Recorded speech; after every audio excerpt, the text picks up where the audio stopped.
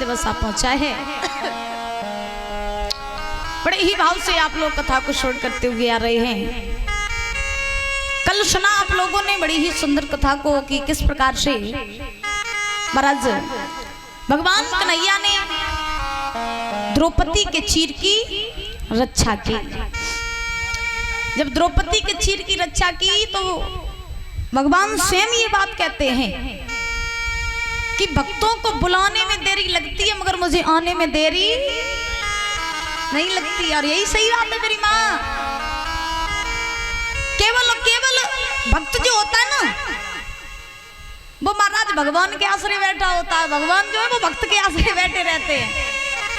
भक्त सोचता है कि भगवान कब आए, अब भगवान सोचते हैं कि भक्त कब बुलाए। भक्त हमें जितनी जल्दी बुलाए उतनी जल्दी हम दौड़े दौड़े जाएं। लेकिन भक्त तो कहता है कि भगवान तो आते ही नहीं। भगवान आएंगे कैसे जब तुम बुलाते ही नहीं हो। कम से कम भगवान को बुलाना तो सीखो। जब आप बुलाओगे तो भगवान दौड़े दौड़े चले आएंगे, क्योंकि भगवान कहीं और नहीं, भगवान हमेशा अपने भक्तों के वश में हुआ करते हैं। भगवान कहीं नहीं, भगवान हमेशा अपने भक्तों के वश में होते हैं।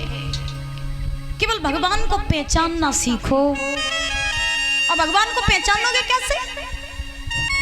भगवान कब आएंगे मेरी माँ?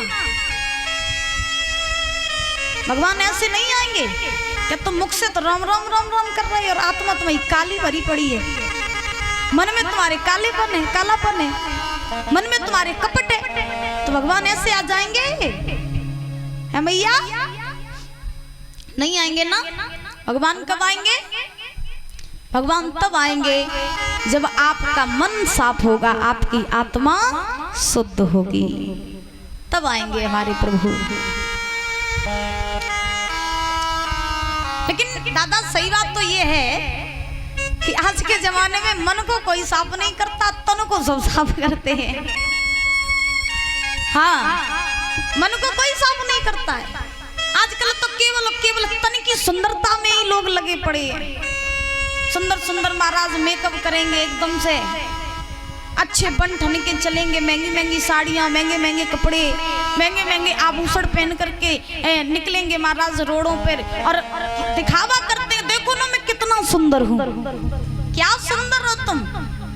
कुछ सुंदर नहीं हो। देखो दुनिया वाले तुम्हारी सुंदरता देखते होंगे भैया, दुनिया वाले आपकी सुंदरता देख करके जी रहे होंगे, लेकिन हमारा ठाकुर कभी आपके तन की सुंदरता नहीं देखता। हमारा ठाकुर तो आपके मन की सुंदरता देखता है।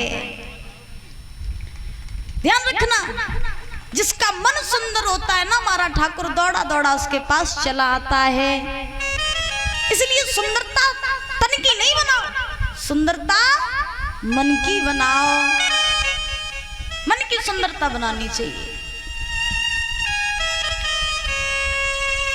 तो महाराज नैमिषारण्य में बैठे हुए 88,000 ऋषियों को महाराज सूत जी कथा श्रवण करा रहे हैं। और जब सूत जी महाराज ने कथा श्रवण कराई 88,000 ऋषियों को, तो सर्वप्रथम ये कथा नारद जी ने सुनाई भक्ति ज्ञान वैराग को। उसके बाद गौकर्ण महाराज ने सुनाई धुंधकारी को। उसके बाद ऐसे धीरे धीरे धीरे धीरे प्रसंग बढ़ता गया। अब प्रमाण ये मिला है कि राजा परीक्षित जो थे उनको श्राप लगा था, श्रृंगी ऋषि ने श्राप दिया था कि हे राजन, तुमने मेरे पिता का अपमान किया है। श्रृंगी ऋषि के पिता थे समीक ऋषि। तो समीक ऋषि के गले में परीक्षित ने मरा हुआ सर्प डाल दिया था। परीक्षित ने जब समीक ऋषि के गले में मरा हुआ सर्प डाला तो समीक ऋषि के पुत्र थे श्रृंगी ऋषि। श्रृंगी ऋषि को पता चला कि मेरे पिता का अपमान राजा परीक्षित ने किया, तो श्रृंगी ऋषि को बड़ा ही कष्ट हुआ। तो क्रोध में आकर के श्रृंगी ऋषि ने परीक्षित को श्राप दिया, राजन जाओ, मैं तुम्हें ये श्राप देता हूं कि 7वें दिन तुम्हें तक्षक सर्प डसेगा के 7वें दिन तुम्हारी मृत्यु हो जाएगी। और परीक्षित ने अपमान क्यों किया था महात्मा जी का, संत जी का क्यों किया था दादा? क्योंकि परीक्षित के सर पर कलयुग सवार हो गया था। अरे जिसके सर पे कलयुग सवार, उसकी बुद्धि अपने आप खराब।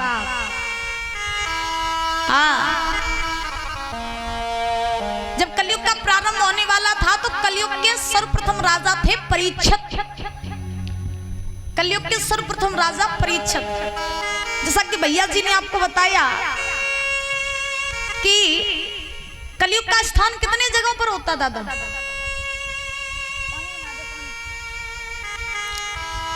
कलयुग का स्थान 4 जगहों पर। जहां जुआ खेलता होगा वहां कलयुग का वास, जहां मदरा पी जाती होगी वहां कलयुग का वास, जहां चरित्रहीनता होती होगी वहां कलयुग का वास। और महाराज जहां पर चोरी डकैती बेईमानी का धन आता होगा वहां पर कलयुग का वास। अगर मनुष्य इन 4 चीजों से बच जाए बुजुर्गों, तो कभी भी लोगों का विनाश ना हो। लेकिन आजकल, कल भी हमने बताया था मैया कि आजकल लोगों को कितना भी समझाओ भैया मदरा मत पिया करो, शराब मत पिया करो, अच्छी बात नहीं होती है। कितना भी समझाओ महाराज मानते ही नहीं और कहते कोई बात नहीं, रोज मौज में तो चल जाते। कभी कभी तो चल जाता है।